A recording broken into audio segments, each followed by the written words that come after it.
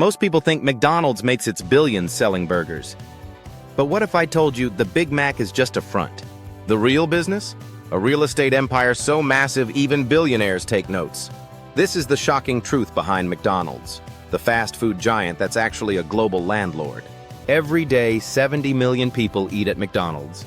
That's nearly 1% of the world's population. They're not just selling fries, they're printing money. But here's the twist.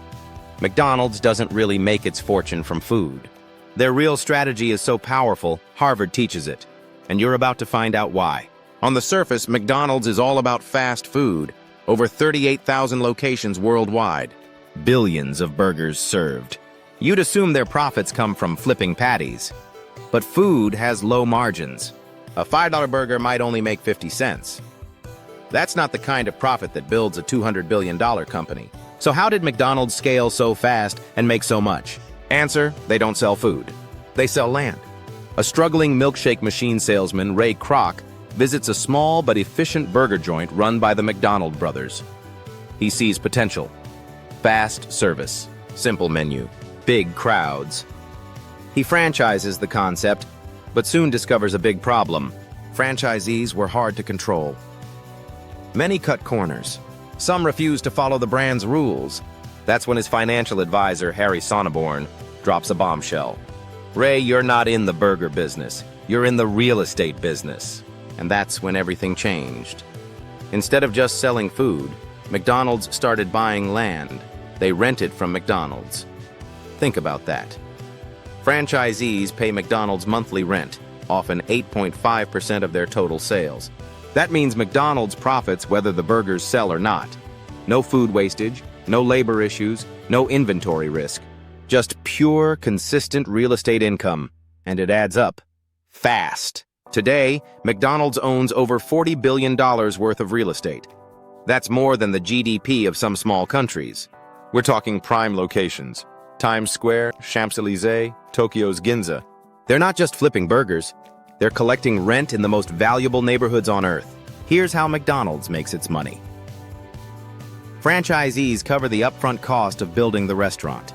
Then they pay McDonald's three things: an initial franchise fee, % of their sales, and the rent. The rent, it's not cheap.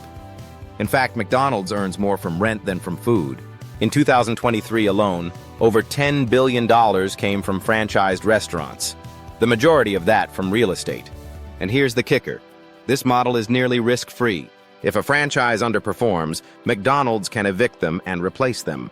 They still own the land, that's power. McDonald's now owns property in over 100 countries, from airports in Dubai to malls in South Korea. They've become one of the largest commercial landlords on the planet. And unlike tech companies, their assets are physical and inflation-resistant.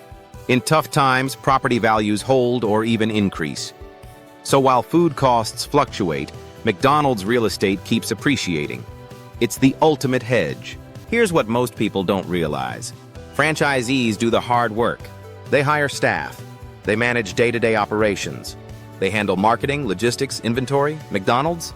They provide branding, training, and most importantly, they own the location.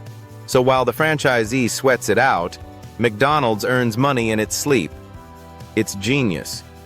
This model scales beautifully.